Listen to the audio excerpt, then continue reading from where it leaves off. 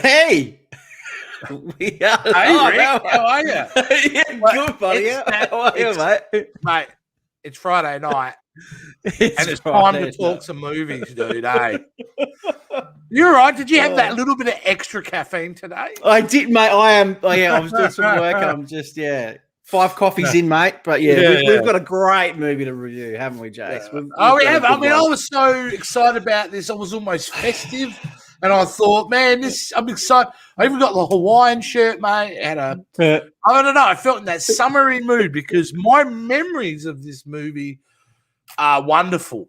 I had loved this film back in the day, mate. Back in the day. Back in the day, yes. Back in the day. So I was excited. I agree.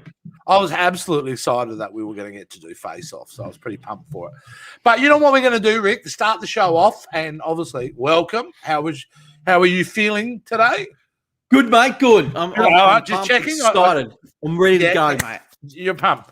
We're going to change this up a little bit. We're going to let people know straight off the bat how we feel about this movie.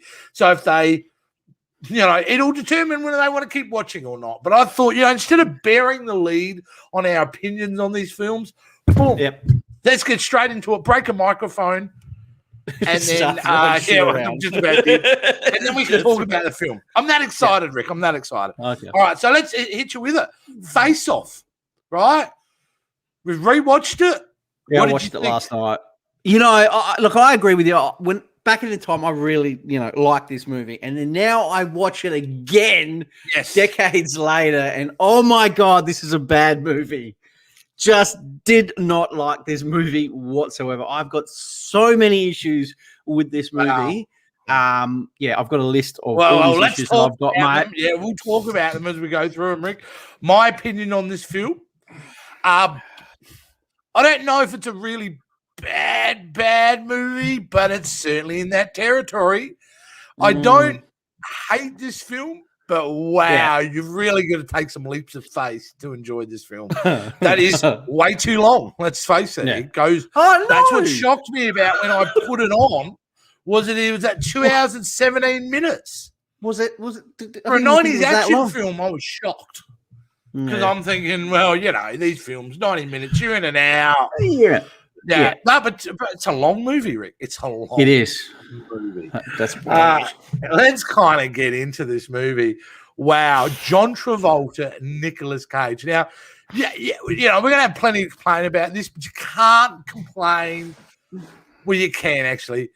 One of the things I love about this film, put it this way, is the hamminess of these two guys' performances.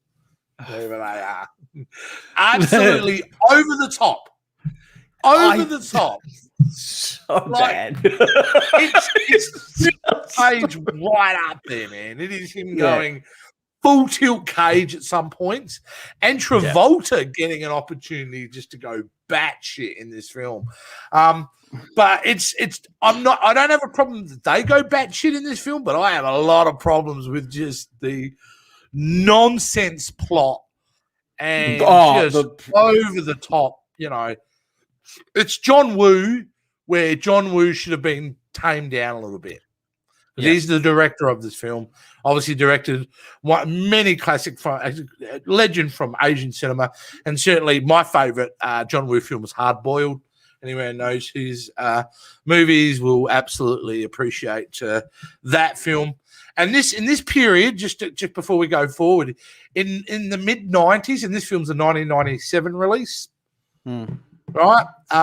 John Woo had made his way to America to start making films.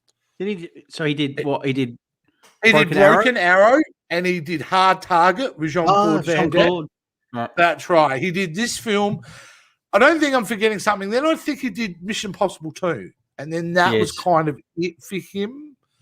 Oh, The Replacement Killers, I think he did as well. Yeah, it was another one with Chow Yun-Fat and I've gone blank. Another great actor. Yeah, no, she is. She's a really good actress, actually. She was in the lead of Mimic. If anyone knows that out there, the lead of Mimic. Wonderful actress. Yeah. Anyway, So this is a time where John Woo's making his way to America to make Mm. his style of action films. And what you can say about Face Off, it's very John Woo. Lots of slow motion. Flying doves. Always doves, mate. Always in his flying movies. No reason whatsoever. Nobody holds a firearm correctly in this movie at any point. No one can. Even the cops do the side shooting, and they just, it's just makes no sense. But there's so much about this film makes no sense, doesn't it? You got a list of stuff there. I do. Nothing makes sense. Like bring up some points. Okay, the thing that really kicked me off, right? Okay, the opening scene, right? The whole plot. Okay, the whole plot. He's got to transfer his face, right, from one person to the other. Okay, right. Very thin plot, right? That annoys me. But the whole thing. Go on. Yeah. It's the whole thing that gets me, right? Is when they're trying to explain it, very wafer thin explaining it, right? Anyway, the whole voice scene. So he's saying that, if you hit the voice box, it's gonna, The next scene, he's in a fight prison and he's getting knocked around everywhere. You know what I mean? In every scene, he's getting knocked around. He's doing this, he's doing that. And then there was this one scene towards the end when he's doing that. His daughter's about to shoot him in the arm. He just taps his voice. And it changes back. Like, you know what I mean? It just bugged me. I understand what you're saying there is a representation of a million different things in this film that are just happening. I mean, the whole conceit, it's a high concept kind of film, isn't it? We're going to take two guys who are going to swap their faces and wow, look at that's going to be a really cool concept because, no one's going to know who's who and all that kind of thing. So it's already out there. The idea of it's already out there. And so the question is, Rick, if you are going to make this film, how do you make it? Do you go dead serious? No, this is real fucking science. Or do you make it like this? And that's the thing I'm wrestling with. Because how else do you make a film like this unless you go campy? And this movie's highly camp. Nothing really makes sense. Not the way, not the fact that these two guys are completely different bodies and heights. Yeah. Like these are two actors who are gonna. But it just didn't work. Hey, okay, you want to talk about little minor things? When they pull his face off, right? Yeah. Now, here comes the thing. He's got no face on. They cut to a scene, somebody trimming hair. So what? You get hair particles in his fucking open wound face? But they left his face in a jar next to the bed. Like, why would just couldn't? Look, I mean, there's so many examples like this. Like I said, the opening of fight scene, I mentioned it about nobody in that scene holds their firearm correctly. Correct. But again, I'm going to lean back on. Is this film supposed to be like this? It's operatic, right? With the music and the slow motion. It's very epic in its kind of style of filmmaking. But at the same time, I'm confused whether they know they're making a really bad cheesy film or not. Because if they know what they're doing and they went, no, that's the tone, guys. This film's supposed to be a comedy. And they kind of missed the mark comedically? Yeah. Or have they tried to make a high-concept action thriller of the 90s, which I feel like they were trying to do, but they've ended up with this campy... It's ridiculous on every level. I mean, even Joan Allen, who plays the wife, playing it like she's just... like she's in some sort of human drama about cancer patients. She's so not right for the film. It's like everybody, nothing seems to add up. Nothing seems to add up of why you would do it like this. They had him. Sean Archer, John Travolta originally, and Castor Troy, which is Nicolas Cage. They got him. In that wind turbine scene, remember? Oh, his face should have been burnt to a crisp. He should have been, I know. This is like, I know. You choose the one thing to knock him out with. You choose fire. And then you don't mention or say that's damaged his face in any way. Like, makes no sense. Yeah, I know, makes no sense. Yeah, but that's what this film is. It makes no sense. But I've got to tell you, though, Nicolas Cage is Nicolas Cage in the beginning, all out, being Castor Troy, being wonderful. But he ends up playing straight man for the rest of the film, doesn't he? Mm-hmm. John Travolta is the one who gets most of the time to really ham it up. And I reckon he really enjoys it, hey. He's really enjoying himself playing, Castor Troy. I just feel like John Travolta, and it's really over all of John Travolta's career, he's never done something quite like this. And I will give it to him. He's having a lot of fun playing that character. Because he's able, because Nicolas Cage is always at 11, he's able to go that direction as well. So I can see why they wanted to do the film. I mean, they must have read the script and going, this is a pile of shit. But it gives both of them an opportunity to play both sides, the good and the bad. So it must have been a fascinating acting exercise for them. But as a movie that ages well, certainly not. I love this film back in the day. I know, but I didn't realize how bad it was until you watch it. Yeah, I mean, poor writing, bad writing, laughable plot. Just, and the acting is terrible. Like, I know Cage has said style of character and all that. Travolta's probably just a little bit better, but it was so over the top and annoying. Yeah, well, it just got me. Well, that's what I'm saying, Rick. I don't know if we're missing the boat at this point by rewatching it. Because my feeling today while watching it was, wow, I'm not in sync with this movie, but I remember a time that I was and that I enjoyed it a lot. And we used to watch it almost on repeat, So certainly a film that I have a strong affinity for, but I am still in shock at how bad it played for me tonight. And it played bad. And I don't know what it is. I'd heard they were going to try to make a remake of this. Maybe they should. No.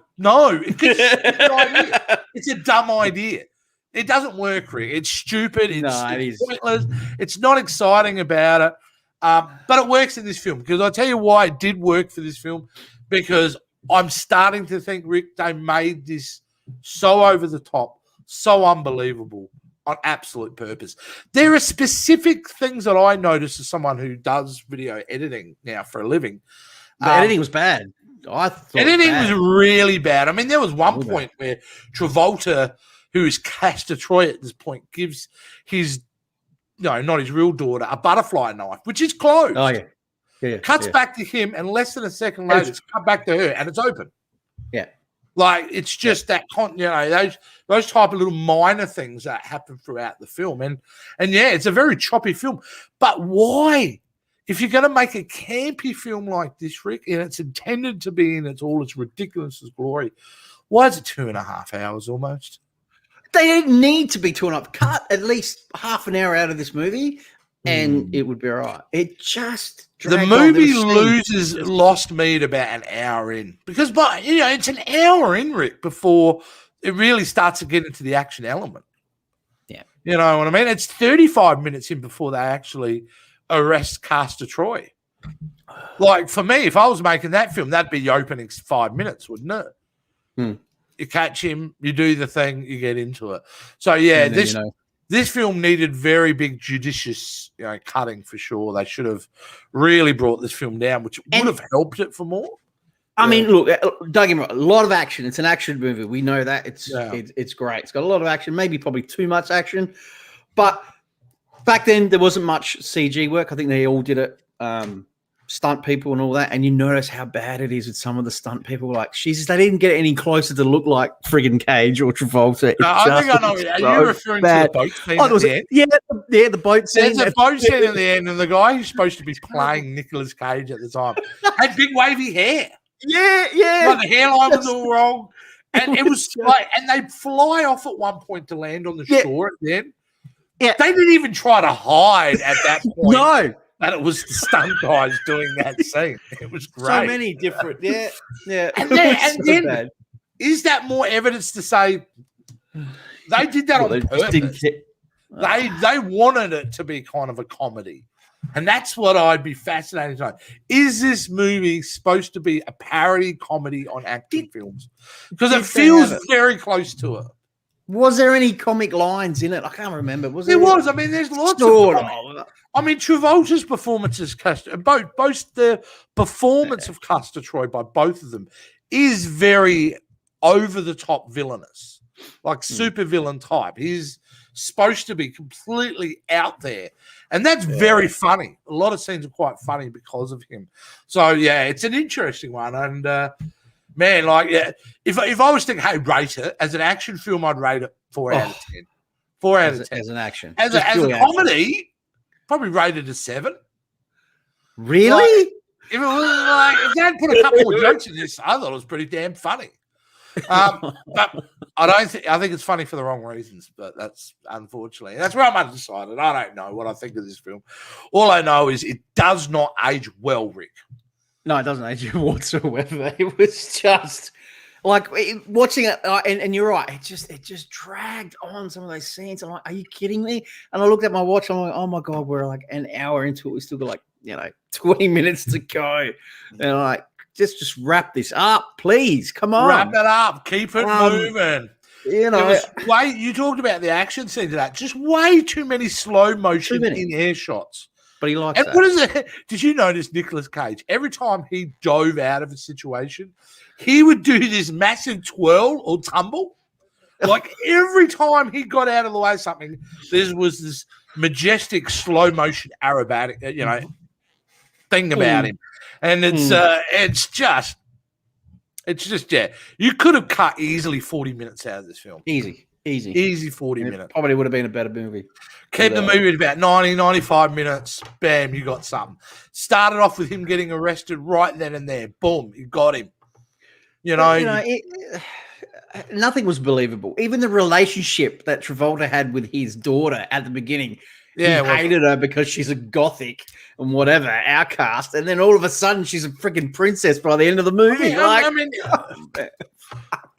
They go to recruit him to do one of the most ridiculous concepts in the world. And, mate, they didn't try hard. They asked him once, he said no.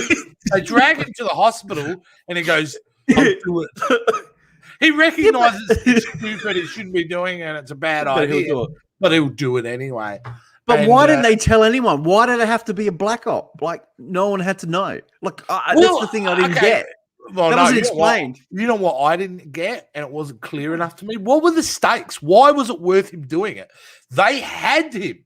He had him. He was in a coma. Game over. You caught Castor Troy. The bomb. They needed to find the bomb. The bomb. That was it. They needed to find the location of the bomb. That was it. But after that, in a local church. Why wouldn't you just empty the church? Oh, well, they didn't know where it was. They didn't know where it was. That's why. And the only person his brother would talk to in prison was his own brother. And there was a good plot device in the sense that later on, when John Travolta, Castor Troy, stops the bomb 2 seconds to go. And that makes him super cop kind of thing. But I didn't mind that. Actually, that's probably the best part of the film is when Nicolas Cage becomes John Travolta and, goes to his job, goes home. That first time he's entering Sean Archer's world, I thought that was a lot of fun and best part of the movie because you could have fun with those scenes, So, I did think that was a good part of it, because there's a complete attitude change, you know what I mean? But, what can I say, Rick? I'm not going to spend a lot of time delving into this. I'd actually rather spend time trying to forget I'd watched it tonight. Wasn't I nearly? So it's one of those nights, Rick, where you've enthusiastically put up the old school trailer reaction, and I didn't watch it. What was our reaction to the trailer back then? It was probably uber positive. It was. Was it? It was actually. It's completely different. It's completely different to what we're talking about now.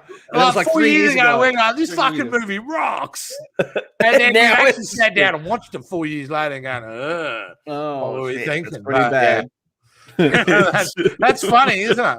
But that's the whole reason we're doing this. Well, remember, the job of a good trailer is to get you into the cinemas, and I'll stand by the fact that got me into the cinemas back then. wasn't responsible for what it delivered. But I'm really feeling weird about this, Rick, because I have memories from 20 years ago of watching this ad nauseum and loving it.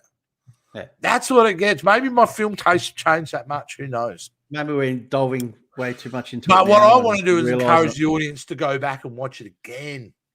Go back and watch it, guys. Go let us know what you let think. us know what you think. Are we crazy in a film that we once enjoyed, gone back to it and gone, no, this movie is either pure, for me, it's either pure brilliance because they've made a parody comedy thing, or it's just a disaster. And Rick's pretty well much it's a disaster. So it's a disaster.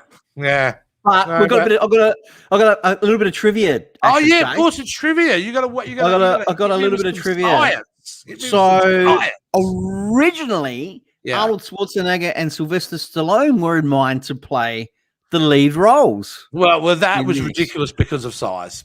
But I love the idea of it. Because one's 5'9" and the other guy's 6'4". But then that wouldn't have worked. But I like their thinking. Wouldn't have worked. But then when John Woo came on board, he liked Travolta. Obviously, he worked with Travolta and Cage, and that suited the role better. Apparently, most of the stunts in the movie were done without using any digital effects, and that shit, not even no shit, which is great. By the way, that speedboat going through that other boat, through the police like that, great, fantastic. What a great stunt that was. See that bloke explode as that speedboat just carves it in half. Wonderful. Yeah, don't get me wrong. The stunts were good. And then in another one, he was the first Asian director ever to make a mainstream Hollywood film. And that film was but not this film.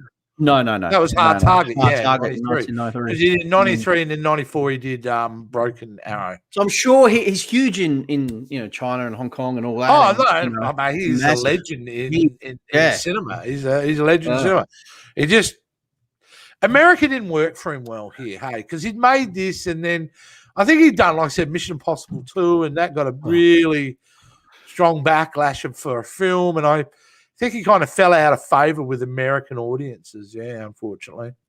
But what else you got? Was that it? No, that's it. Just the three. Interesting. Yeah. I remember this film being wildly popular at the time. I do remember it being. But you're right though, Jace. I was looking through reviews and what people think of Rotten Tomatoes and all that, and people what do they say? There's a lot of classics. So, I don't know if you bring it up. I'll see if I can bring it up. It's just interesting because there was a lot of people love this film. Like they just So I thought that was quite interesting. But Rotten Tomatoes is up there. Yeah, let's have a look. Face off. I'll share the screen for the audience and see what we can come up with. Search result of fate. It wouldn't let me. I hate it when the ads pop up. Audience. There we go. Here we go. Joan Allen's in this film. Joan Allen. I don't know what she's doing in this film, but nevertheless, she played the wife. Never. Oh my God, Rick. Oh my God. You have shocked me here. Wow. Here we go. I'm going to share the screen for everyone. It's interesting, though, isn't it? It's extremely interesting. Here we go. Actually, I'll move that over there. Is that? Oh. Yeah, we're in. No, we're in a weird twilight zone there, man. Sorry, man. Let me fix that. Right. Sharing, but this is really interesting. It's worth hanging on for. Here we go. This thing is still reviewed there you go. at 92%. Yeah, quite critically. Yeah, but 82%, which is a really high audience score. Love this. This film on Rotten Tomatoes, and I don't trust their rating systems anyway, but I will say that score is based on nostalgia, not actual today reviewing. It's got much. I don't think we're being completely unfair on this movie. I'm just saying the movie. Like I said, I'm undecided. It doesn't work. There are a lot of things in this film that just don't work, But I don't know if it's intentional or not. That's the thing. Don't know if it's intentional, and I don't think it is. I'm going to go back to this for a sec because I want to. Let's have a look at comments of a review. Okay, no, this is weird. Okay, no, they're all plots. Woo, a master of poetical carnage, mixes kitsch, sadism, sentiment, and comedy. Yeah, see, this guy thinks it's a comedy. Gorgeously shot, repetitively violent, occasionally repellent. Repetitively Sometimes violent. a silly, trashy fantasy. Now look at it. It's just all positive. It's all positive. Look at it. Have we got a what's a bad one? I can't see real bad ones at the moment. One just said Face Off implodes.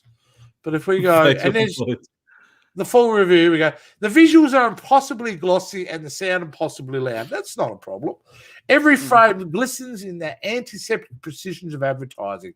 Even the slightest emotional vibration is written 100-point type. Okay. Well, look, whatever. I don't agree with him. Cage is great. Travolta is better. Wow. I don't agree with it, but that's, yeah.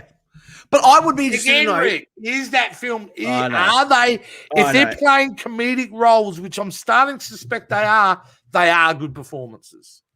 I would love to know these people who have done this review back, like it was 2013, whatever. Yeah, go back and you know what? I want to go back and see if they. Yeah, I'd love to know what their opinion would be now. I don't know how many people are doing it now though. Why would you? Most people. There's so much content. How many people go back and watch this stuff again and be honest about what we saw? Because your tastes do change over time. They do. There's movies that we've seen that we've hated or whatever, and then we've gone back and over time we've gone shit. It's been good. This is the one that still I scratch my head up. This is these guys. They're at their professional peak too. Both of them. Yeah. You're going to remember a year prior to this movie, Nicolas Cage won an Oscar for Best Actor for Leaving Las Vegas. Yeah. Isn't that incredible? He wins an Oscar for Best Actor and then does this. He does this. He does this, And then Con Air straight afterwards, which is that's it, yeah. Well, that's a film we'll talk about. Definitely down the track. That'll come up at one point. But no. Well, that's it, Rick. That's all I'm willing to talk about. Face Off. Yeah, that's it. We don't want to drag it out for 2 hours like the movie. But Face Off can fuck off probably at this point. Yeah, I don't think I'll be watching it again for a while. You sure? No. Yeah, I don't think I'll watch it again. Maybe a few years down the track I'll go, was it really that bad a film or was I just having a bad day? I don't know. We'll like to hear what you guys think, though. That's what it's all about. That's it. But Rick, okay, we've done this show this week. What's next week? Well, I would thought we're going to mix it up a little bit. We've done a bit of action movies and all that. And I thought we'd do something a little bit different. I know this movie is something that you enjoyed in your childhood, Jason, same with myself, and that's Labyrinth. Oh, Labyrinth. We go Labyrinth, yeah. 1986, I think, if I was correct. 1986. Jim Henson. David Bowie, of course, Jennifer Connelly. Well. I remember seeing this at a cinema called the Chelsea Cinema back then in 1986. That was on Kingston Road here in Adelaide. Quaint, old, like school cinema. And I remember being really enjoying it. So in 86, I would have been born in 7. I would have been 13. So probably I'm getting a little bit older for this film. But at that point, I was such a movie nerd. I saw everything from kids' films to old people's films. I didn't care. But I remember really enjoying this. Had a big, loved it as a kid, but then didn't watch it for many years. When's the last time you watched it? Probably with Joshua in the early 2000s. Yeah. Wow. So when Joshua was probably around 6 or 7, I would say.